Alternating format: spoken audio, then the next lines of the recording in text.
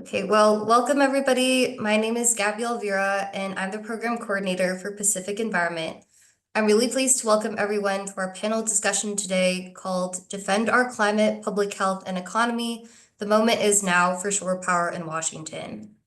For those of you who don't know, Pacific Environment is an environmental nonprofit that confronts our most urgent environmental issues by connecting local and global movements, catalyzing policy change, and inspiring action for the benefit of people and our planet. We are committed to getting ships off of fossil fuels as soon as possible and advocating at the local, state, and international level for policies that promote a decarbonized shipping sector. We have consultative status with the International Maritime Organization, and our Ports for People campaign is our ports policy advocacy campaign, which seeks to transform ports from hotspots of fossil fuels to thriving hubs of sustainable economic development and environmental protection. I want to introduce you all to the panelists taking part in this discussion. Pacific Environment works with these folks in coalition where we advocate for policies in Washington to reduce air pollution and other environmental impacts from shipping in the Salish Sea. So I'll first pass it off to my colleague Jane to introduce herself. Hi, everyone. My name is Jane Stevenson. I am a state climate policy manager at Pacific Environment based in Seattle. It's great to be here with you all. Thanks, Jane. I'll now pass it off to Logan to introduce himself. Hi, everyone. Thanks to Pacific Environment and everyone else joining today. My name is Logan Danzig, he, him. I'm the policy manager with Communities for a Healthy Bay in Tacoma, Washington, an environmental org that started out looking at contaminated sites in Tacoma, but we've since expanded to an environmental justice organization and examining the impacts of contamination more broadly. Thank you. Thanks, Logan. And now I'll pass it off to Mia to introduce herself. Hi, thanks, Gabby. Hi, my name is Mia Ayala Marshall. I use she, her pronouns, and I'm the Clean Air Program Manager and Climate Policy Analyst at the Duwamish River Community Coalition. DRCC has long been a community steward for environmental justice in the Duwamish Valley in the South Seattle area. The Duwamish Valley is one of the most polluted areas in the entire Pacific Northwest, following 100 years of toxic waste industrial dumping and historic disinvestment in the community. DRCC has worked tirelessly alongside community groups and neighbors for more than 20 years to clean up the water, land, and air, all while fighting to eliminate ongoing industrial pollution that makes our community one of the least healthy in the county. The Duwamish Valley is home to the communities of South Park and Georgetown, as well as the Duwamish tribe.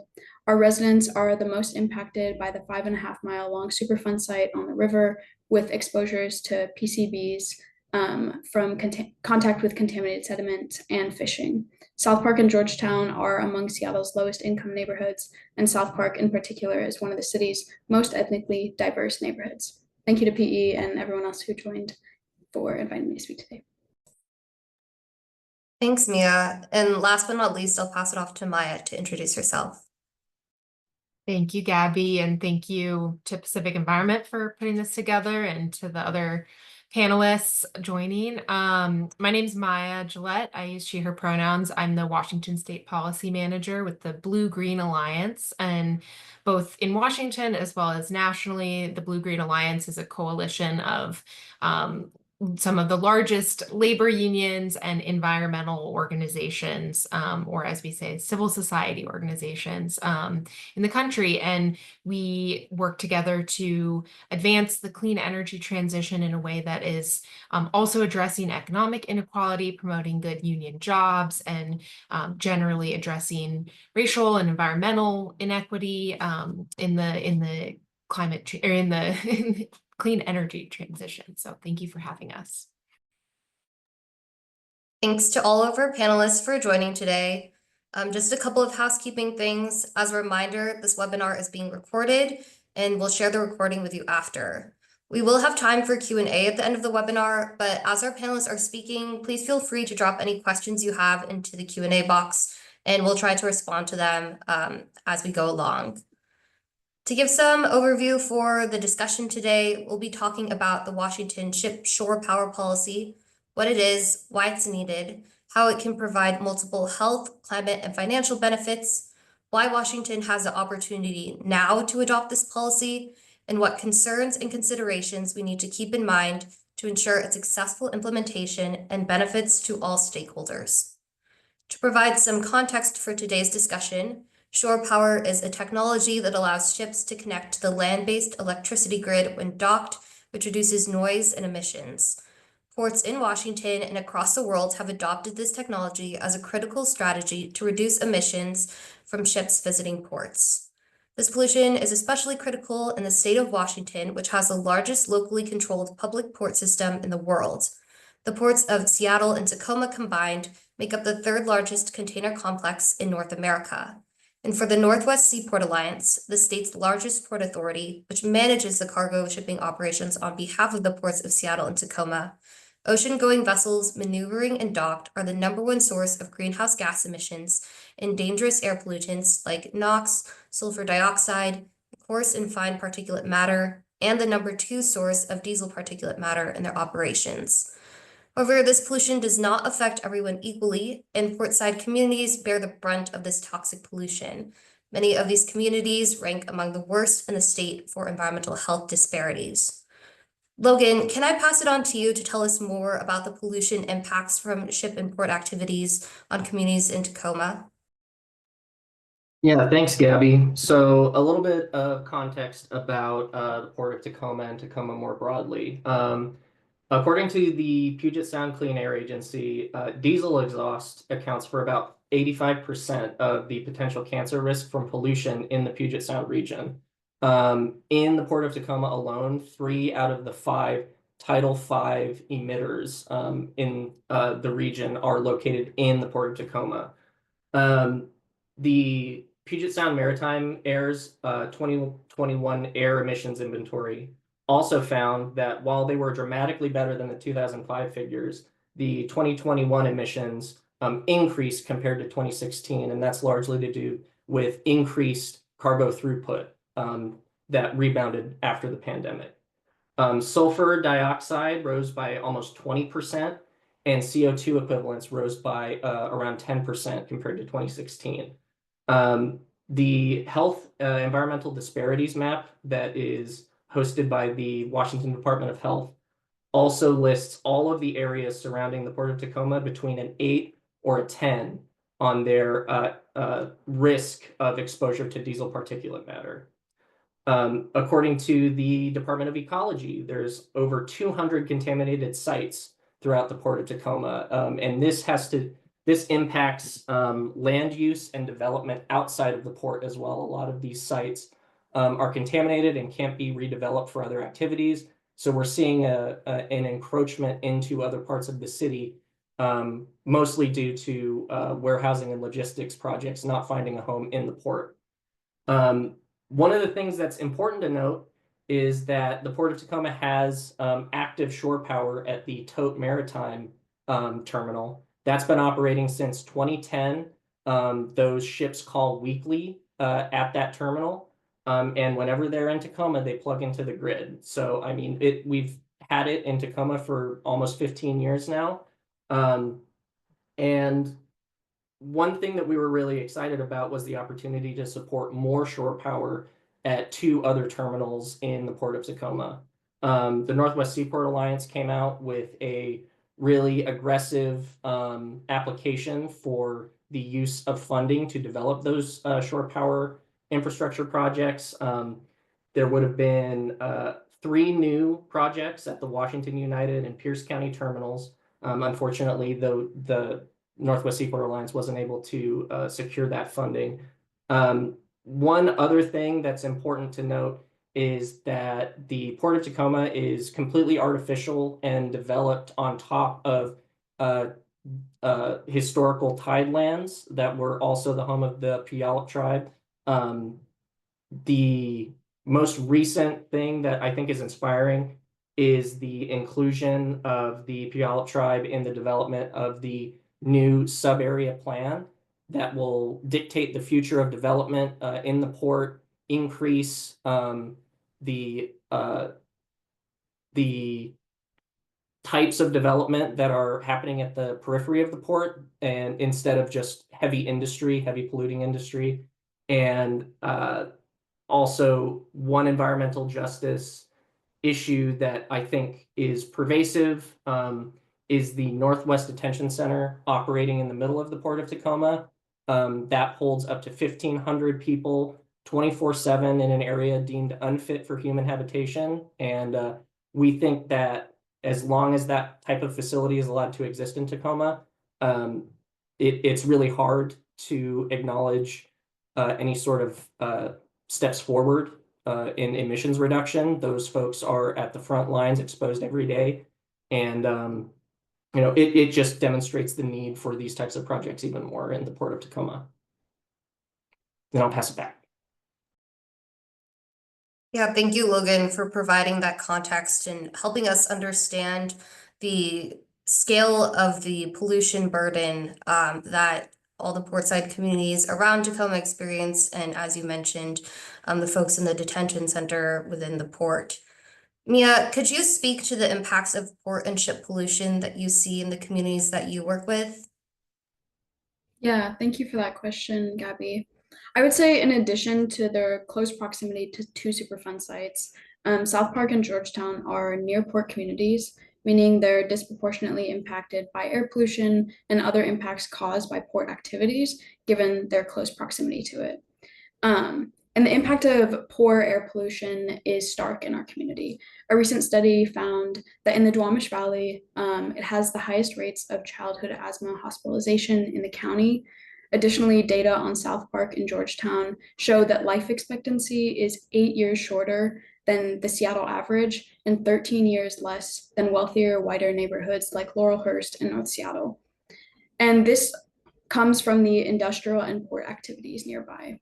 Some of these activities include a never-ending flow of drayage trucks through the community. We're also home to an interstate highway and 2 state highways, which transport people and goods from around the state and the nation.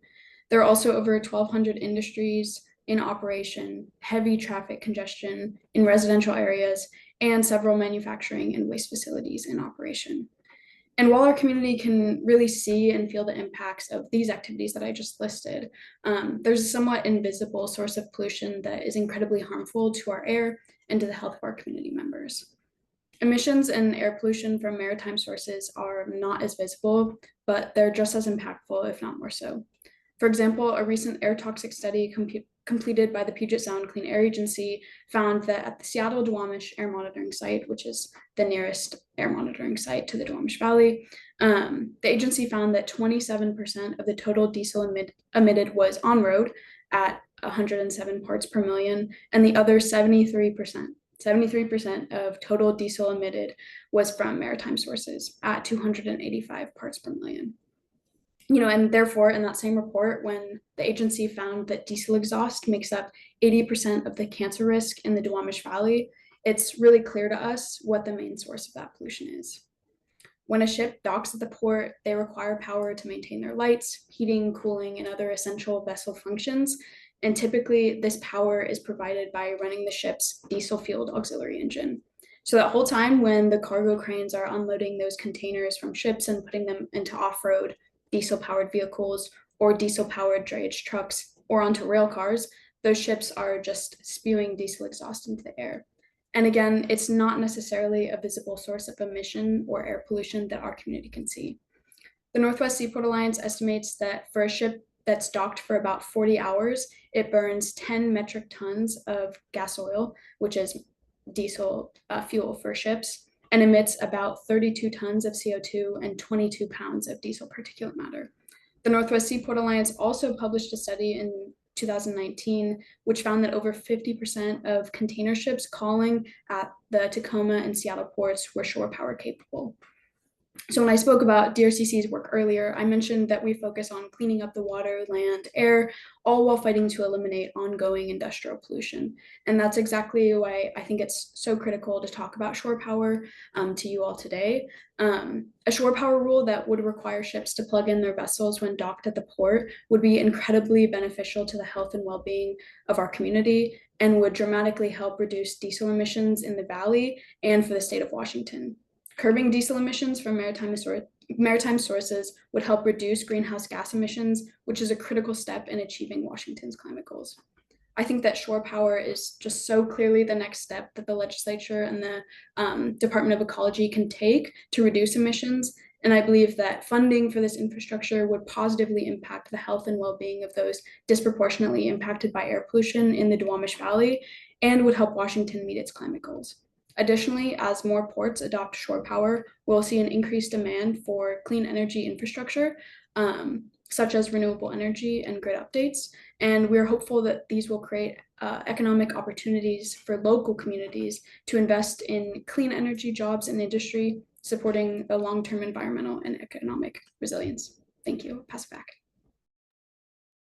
Thanks, Mia. And thank you to Logan as well for sharing that context. I think it's so important to acknowledge that when we talk about pollution from ships at Washington's ports, not only is that source itself creating a huge emissions burden and pollution burden, but it also exists in a wider context of historical and increasing industrial pollution that cumulatively poses these like urgent and existential threats to portside communities and people that live and work around the port.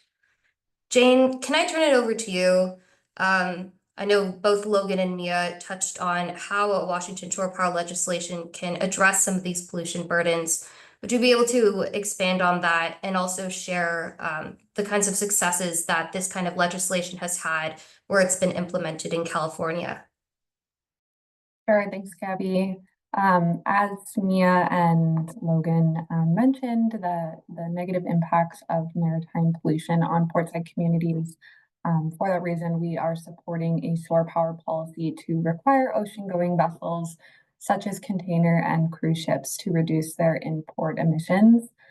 Gabby mentioned earlier what shore power is, which involves plugging ships into the electrical grid to power their auxiliary engines while docked in port while unloading cargo, rather than idling on polluting fossil fuels. And we have seen that shore power has been a proven technology for reducing harmful pollutions, such as diesel particulate matter that disproportionately affects portside communities and port workers.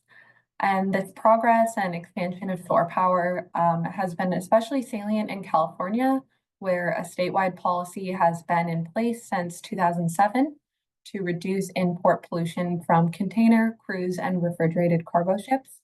In 2020, California expanded its shore power policy to include auto carriers and tankers.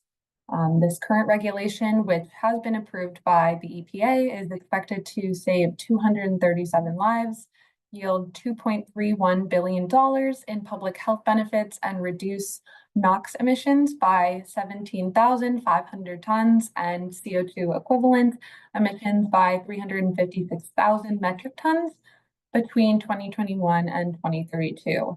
So California has demonstrated for almost 2 decades now that shore power is a really important technology for reducing the harmful cancer-causing pollution at the state ports. And we are hoping that Washington, can follow the lead of California and build on its progress to date on shore power and implement a similar statewide policy. Thanks, Jane. It's encouraging to hear that a shore power policy has already been tested and on the books in California since 2007. And then, as you mentioned, like its expansion is already being implemented and has so many benefits. Sticking with you, beyond California, what opportunity do you see in Washington to implement a similar policy? And would we expect to see similar benefits? Yeah, I think this is a really good, the time now is a good opportunity for Washington to adopt a statewide policy because the state has been making a lot of progress independent of a state mandate on shore power. And so I think that there's a lot of opportunity to build on this progress. Just this past October, the Port of Seattle completed shore power at all 3 cruise terminals and is the first U.S. port to independently require that cruise vessels plug into shore power by 2027. So we've seen a lot of progress on the cruise terminal front when it comes to shore power. Northwest Seaport Alliance has also installed shore power at 2 Terminal 5 berths and is planning to install shore power at all major international container terminals by 2030. As Logan mentioned, the tow terminal in Tacoma has also been equipped with shore power since 2010. So the progress on shore power dates back over a decade now in Washington State. Unfortunately, there's also been a lot of state and federal funding that's been supporting port electrification and expansion of shore power in Washington. Notably, this includes $26.5 million in port electrification grants and $28 million for Northwest Seaport Alliance shore power allocated during this past biennium in Washington State. And some Washington ports have also gotten funding for shore power infrastructure under the Clean Ports program recently announced, including ports of Anacortes, Port of Port Angeles, and Port of Vancouver. So we're seeing funding and expansion of shore power projects, not just at the state's biggest ports, but also the smaller ports throughout the state.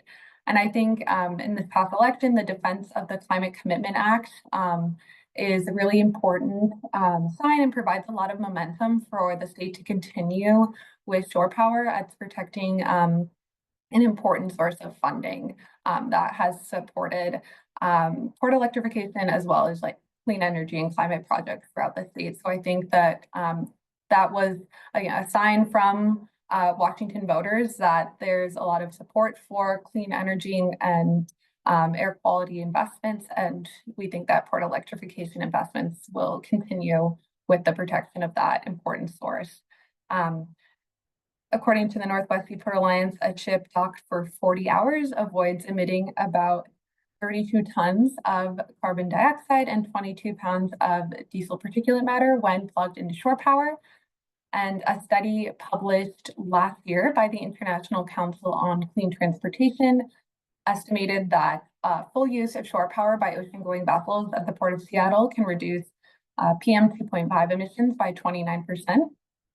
As Mia and Logan have touched on already, lower emissions of DPM and PM 2.5 reduce the health risks of air pollution for portside communities, as well as port workers, which are another important stakeholder given the extent to which port workers are exposed to harmful diesel pollution on the job on a daily basis. And so we also believe that expanding port electrification is an important source of job creation for port workers.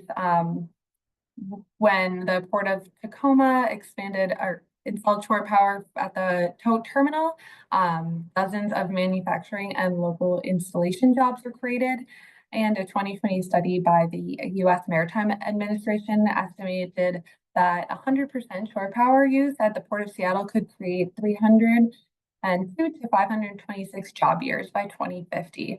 And as I mentioned, reducing port pollution further benefits all port workers who face daily exposure to harmful diesel exhaust on the job. So I think Washington has made a lot of progress to date, independent of state regulations, and there is a lot that can be done with a statewide shore power policy to further accelerate the uptake of shore power and ensure that the vessels calling on the state's ports are using and reducing their import emissions. Thanks. Thanks, Jane. It sounds like there's already a lot of momentum in the state in terms of infrastructure development and public support for green infrastructure projects to help support the implementation of this policy, and it would provide so many benefits. Switching gears a little bit and turning to Maya now.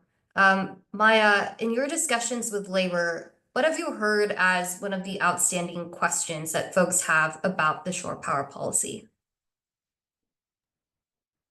Yeah, thanks for that question, Gabby. So I want to start by just sort of situating Blue Green Alliance and the work that we do in this specific context of shore power a little bit. So one of the things that we do is kind of when policies like this are being proposed or pursued through the legislature or other means, we try to engage a variety of stakeholders from both the labor and environmental communities into really getting their eyes on kind of the details of what's being proposed and getting feedback on how this could impact their communities, their members, their constituents. And so, I'm here today on behalf of Blue Green Alliance, even though, BGA as an organization hasn't explicitly endorsed a shore power policy. I'm very honored to be part of this discussion because I think that raising some of the kind of questions or concerns or implementation challenges is hopefully going to get us closer to a policy that can actually be instituted and implemented on the ground as quickly as possible, because we've heard all of the reasons and the very valid, very important reasons that this type of emissions reduction in ports and in near port communities is really critical. So very happy to be here, and thank you for including us.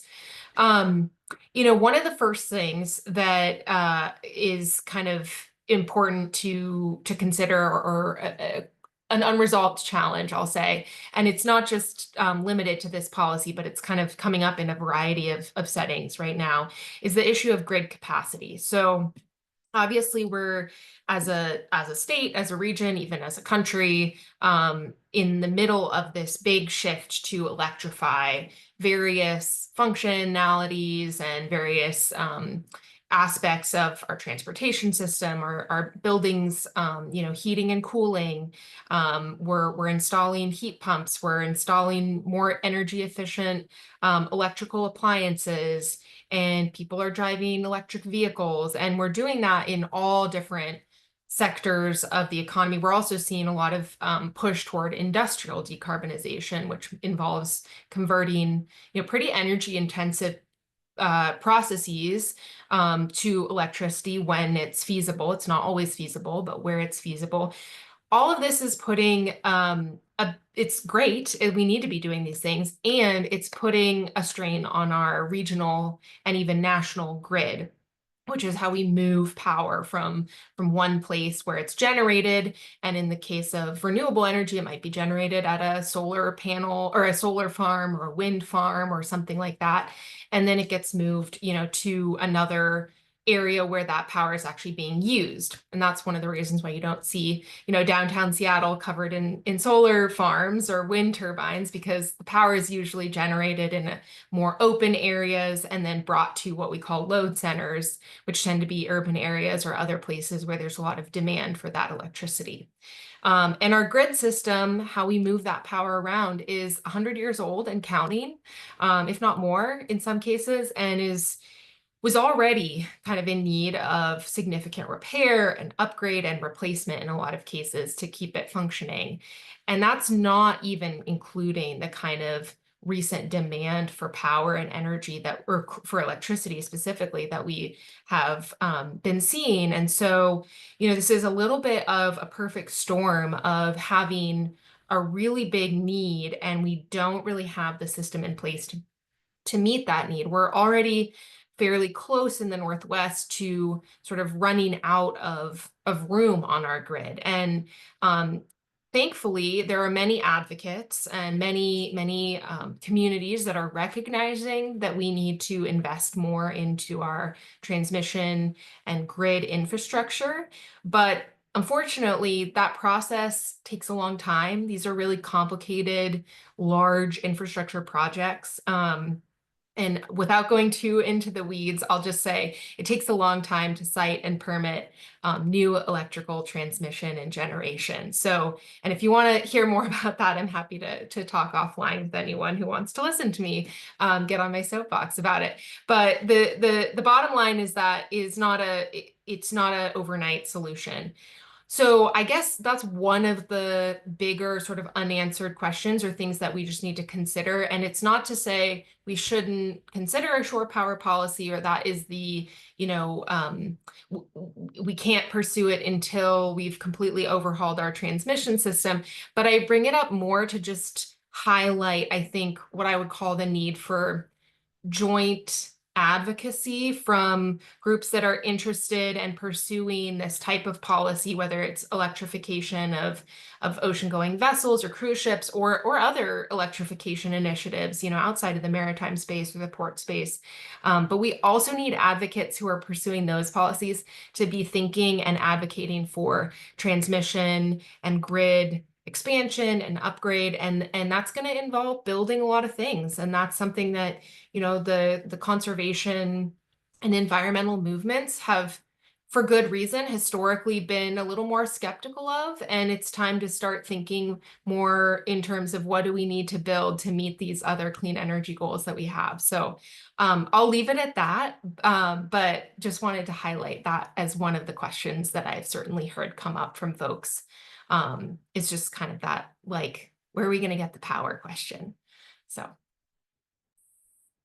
Yeah, thank you, Maya, for grounding us in this wider context of Washington's grid capacity challenges as we're trying to electrify across all different sectors. I think it is really important that advocates and legislators keep working to decarbonizing the grid and expanding its capacity, strengthening our infrastructure. Pacific Environment and our Washington Coalition work to be comprehensive in our approach to adopting and implementing green shipping policies. And remember that we're working to support the overall energy transition, as well as like boosting public health and protecting the marine environment. As an organization and coalition, that does look like supporting efforts to increase grid capacity and resiliency, and supporting equitable policies that develop and expand our green energy infrastructure. And as Jane mentioned, actions like Washington voters defending the Climate Commitment Act and having that money set aside to help with electrification projects, potentially grid expansion and infrastructure updates certainly helps. And from our perspectives, given the climate crisis, it's important that we're pursuing these efforts concurrently to electrify and expand the grid at the same time. We are building the ship as we sail it, so to speak. And going back to you, Maya, and kind of pivoting away from this topic, what are some of the considerations and actions that advocates and policymakers need to keep in mind in order to ensure that this ship shore power policy and its implementation can benefit workers? Yeah, absolutely. So I want to be clear, like, I'm not speaking on behalf of any labor unions, but I can sort of speak to some of the ways that Blue Green Alliance and others, I think, try to engage with those unions to formulate good policy that's going to have support from, as many corners as possible. One of those things is just, and I know Pacific Environment has been walking this walk already, but just doing early and often outreach to labor unions and remembering that, labor unions are very diverse and don't always represent each other's interests. You gotta talk to a lot of different people, and you might hear some contradictory things in your conversations, and that's okay. That's the way that that's how you know it's working, to be honest, is when you start thinking like, okay, I thought I heard the opposite. But yeah, you're just doing that engagement. I think, another thing to keep in mind that I've learned is, and has been very helpful for me in my advocacy, is thinking about the fact that a lot of what this comes down to is money, and it's unfortunate and uncomfortable sometimes to just like come back to money as the sort of key to success in some of these things. But these types of projects, they do cost money, and the things that will, well, let me put it this way. I think the getting money out the door for infrastructure upgrades and the kind of necessary installation of infrastructure that will support shore power is one of the best ways to pursue it. So I think sometimes it's, you got to walk that tension or walk that line between, wanting to kind of set forth a policy that's going to say, by this date or this year, 100% of ships that are, at berth in Washington need to be plugged into shore power, versus just kind of putting forward the infrastructure to make that possible. Like, there's sort of that tension does exist, I would say. I also will say that the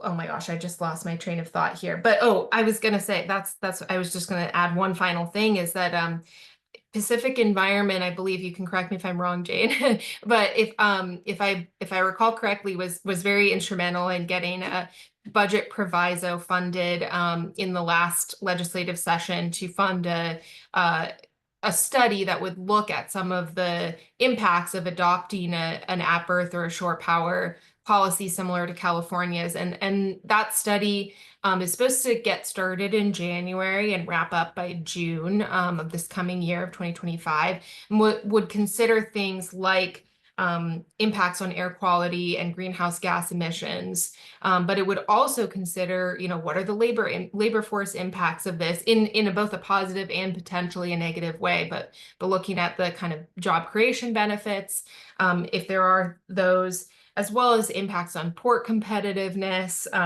shore power, auditing and inventorying shore power infrastructure and needs. I think this study is seen as a really good step in the right direction here. Like there are some sort of nitty-gritty details or some unanswered questions, I would say, in sort of like when it comes to what is a realistic timeline for implementing this type of policy. But I think that study is going to be a really, really big value add and really help us kind of answer some of those questions and figure out what is the best approach here. And the final thing I'll just say is that I want to be clear and say that of all the labor unions that I've worked with or spoken with specifically about this policy, they all agree on the outcome. We should be electrifying our port operations. We should be decarbonizing port operations. The emissions that come from this sector and from the vessels that are burning diesel fuel are not, no one wants those. So it's really just, I just want to highlight that I think there's a lot more that folks have in common around this issue than they have, not in common. And I think there is a desire to figure out what is the right approach and just, figure it out together, have those conversations along the way and make sure that we're not, creating inadvertent impacts that could be avoided. So yeah, I'll leave it at that. Yeah, thank you, Maya, for sharing that perspective. As I mentioned before, Pacific Environment tries to take a very comprehensive and thoughtful approach to the policies that we advocate for and its implementation, and want to make sure that we are including all stakeholder voices in mitigating any unintended consequences. So thank you to all of our panelists for joining us today. Before we move on to Q&A, just want to share a quick recap of what we discussed. So Logan and Mia shared about the pollution that portside communities face from port and ship operations, and also the wider context, both historical and ongoing, and increasing industrial pollution burden that these communities are facing. All the statistics that they provided show how these various pollution sources cumulatively lead to much worse health outcomes for portside communities. As Mia mentioned, communities of South Park and Georgetown experience 8 years shorter life expectancy than the rest of Seattle, and up to 13 years shorter than the wealthiest neighborhoods in Seattle.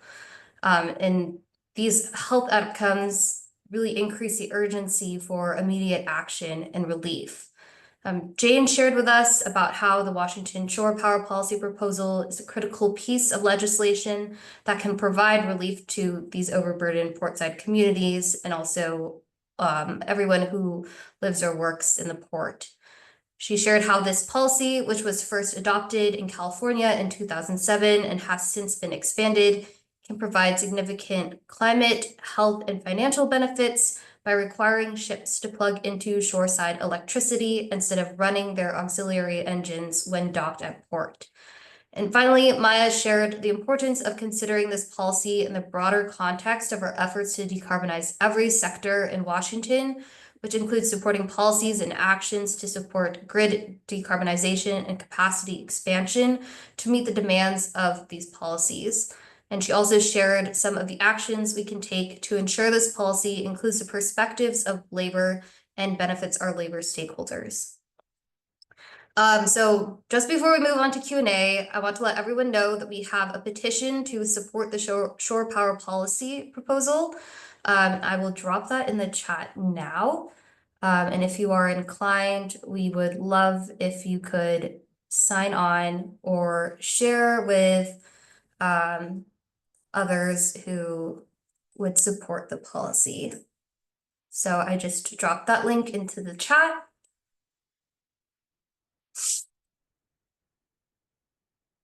And then also, if you are interested in joining our coalition to advocate for policies in Washington to reduce air pollution and other environmental impacts from shipping, or if you would like to add your organization's logo to our webpage on the shore power legislation, please feel free to email us at p4p@pacificenvironment.org.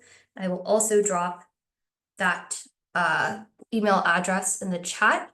And if you are interested in checking out our webpage on our shore power in Washington, I also just dropped that in the chat. Okay, so for the remainder of the webinar, we will be moving on to the Q&A section. So if any of the attendees have any questions, please feel free to drop them into the Q&A box, and we will answer them.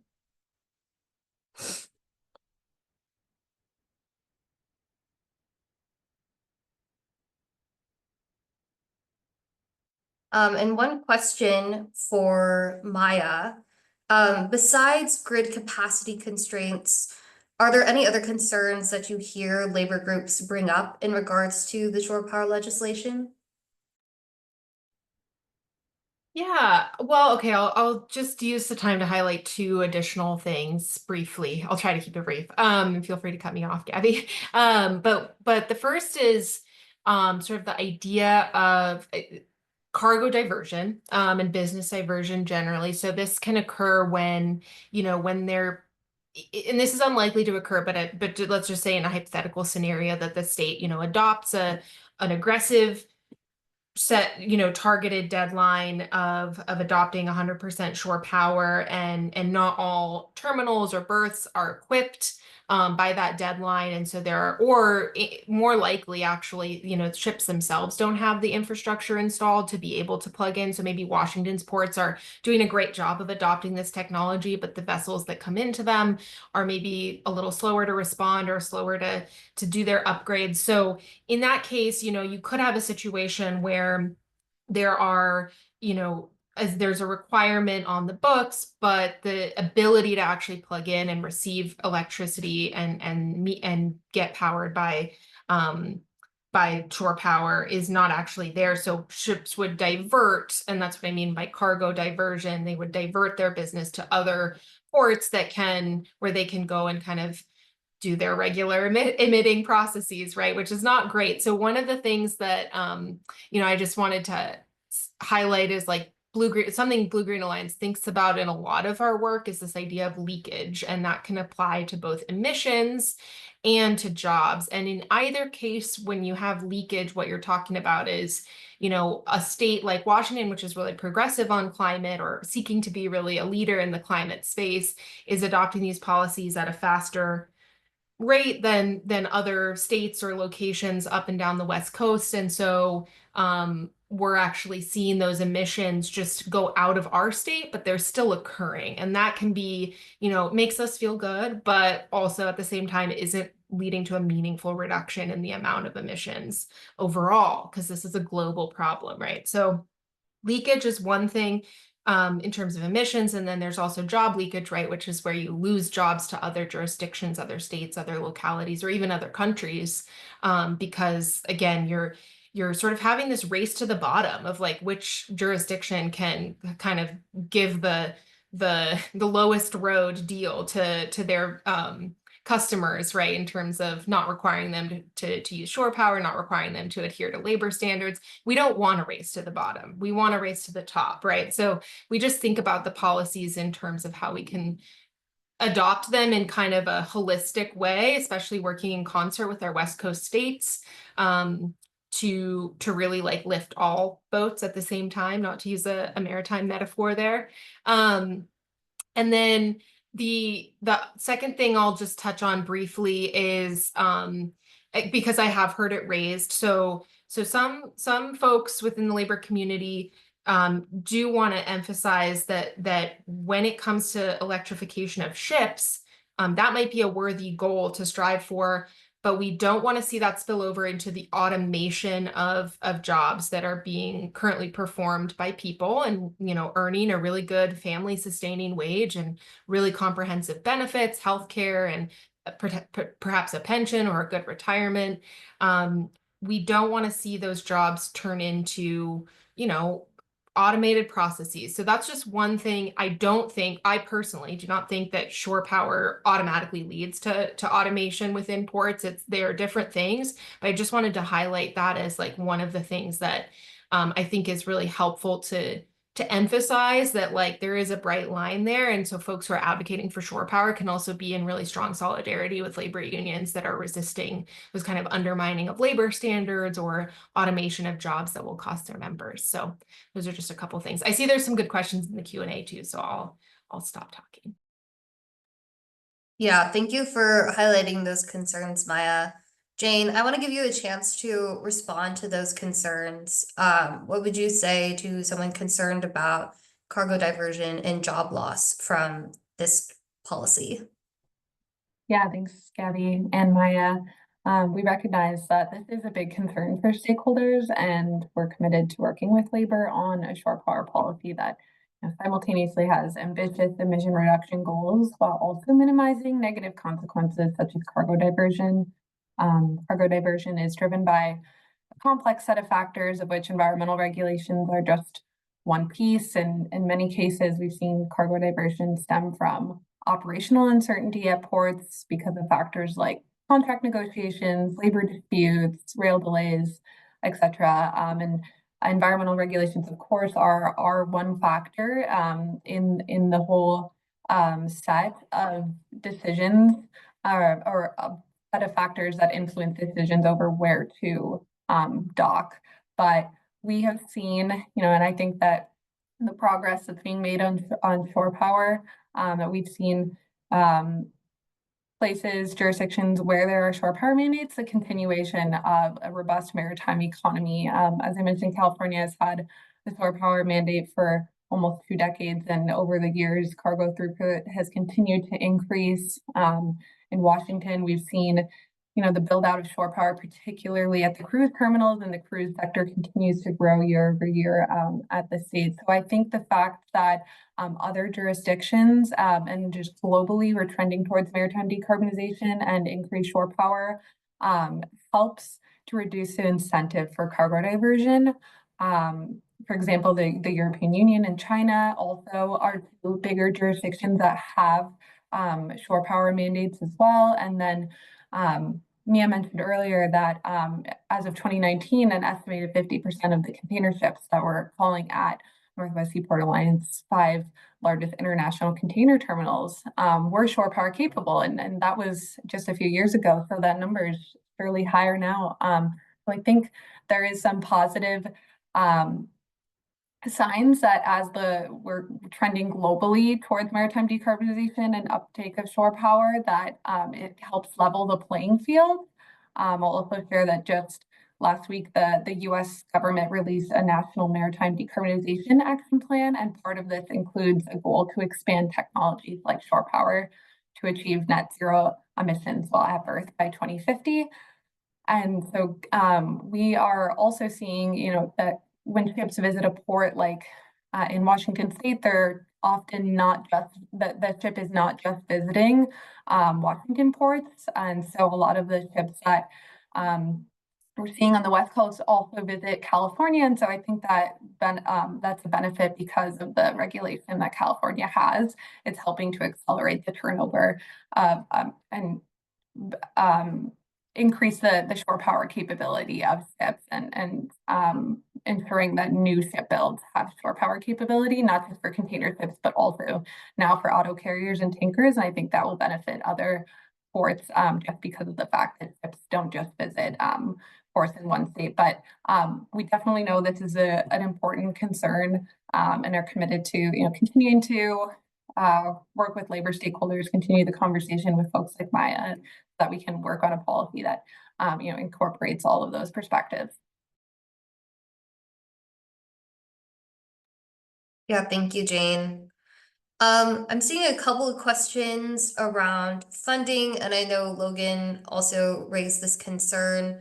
One of the big barriers to implementing shore power ports is funding for this infrastructure. Definitely, I know it's top of mind for some folks, especially given that the Northwest Seaport Alliance missed out on funding for green infrastructure projects from the EPA's Clean Ports program. So given this missed opportunity, how can ports in Washington still move ahead to build out their shore power infrastructure? Jane, do you want to take that question first? Sure. Yeah, we were also disappointed to see that the Northwest Seaport Alliance didn't receive the big funding from Clean Ports program, but I think that there are still plenty of funding sources available that can support the transition at the state's ports.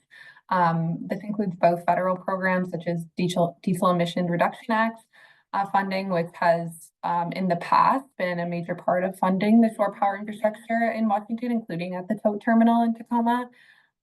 There's also PIDP, Port Infrastructure Development Program funding.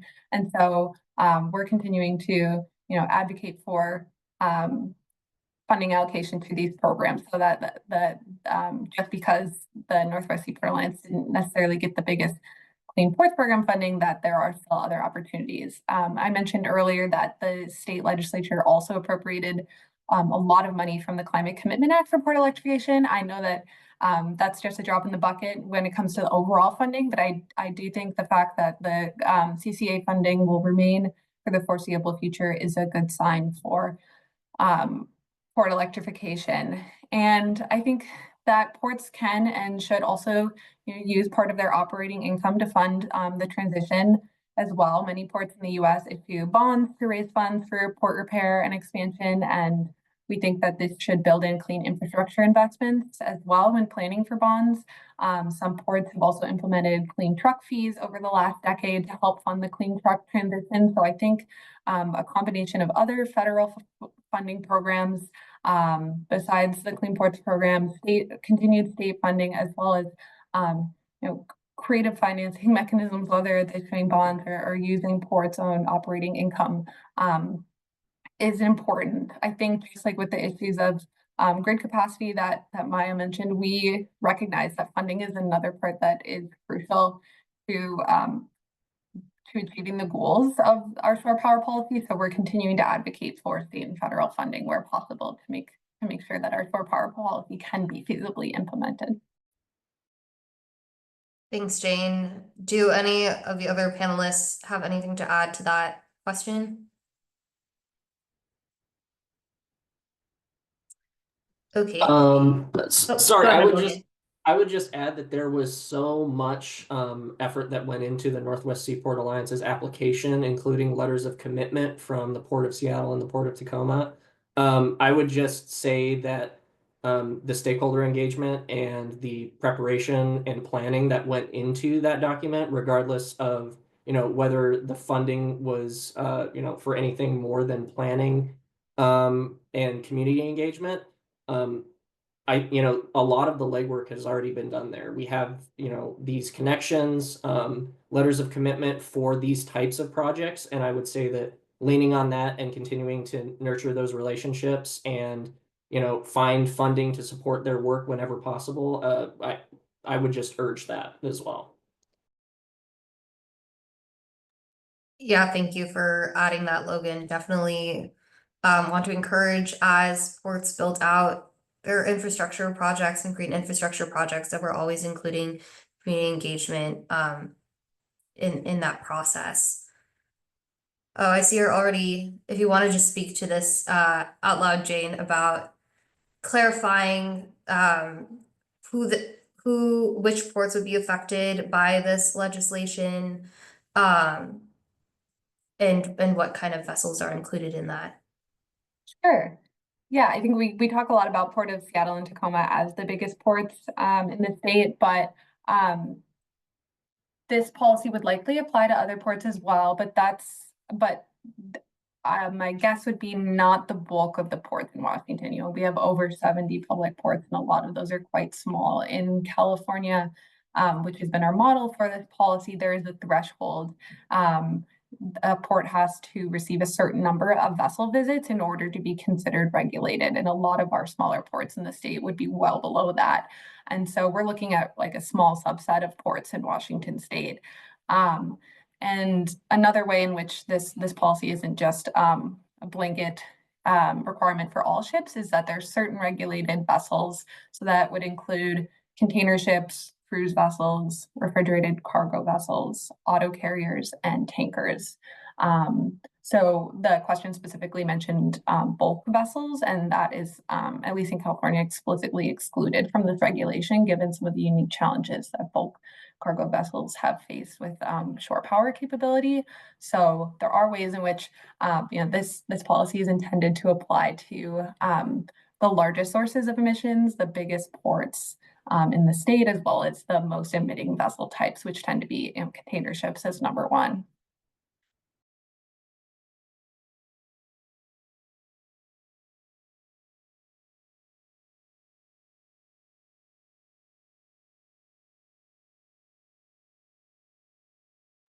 I also see a question posed about how port electrification in Washington can help meet IMO's goals of decarbonizing shipping to net zero by 2050. I'm not as well versed on some of those goals. I don't know if anybody else is able to speak to that a little bit.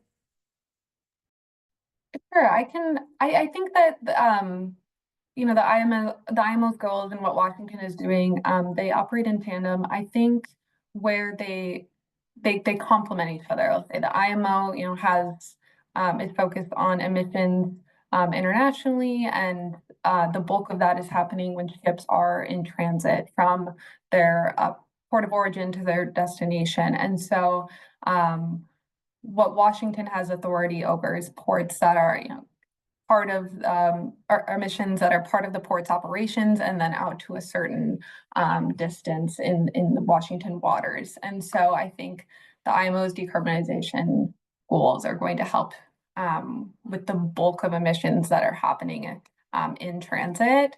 Right now, the IMO is looking at global fuel standard and potentially an economic mechanism to help accelerate the transition to zero emission fuels.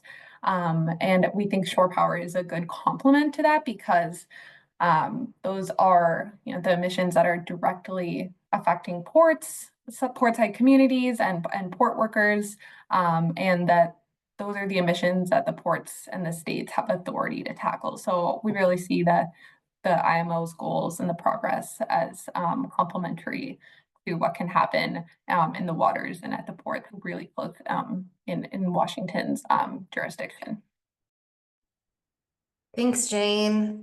We are at time for the webinar, so just want to give a huge thanks to all of our panelists for participating in this discussion. As a reminder to all attendees, we will be sending out a recording of this webinar. You can also share it with anyone who's interested in learning more about the shore power policy. So thank you to everyone for joining, and I hope you all enjoy the rest of your day. Everyone. Bye. Thank you all. Bye.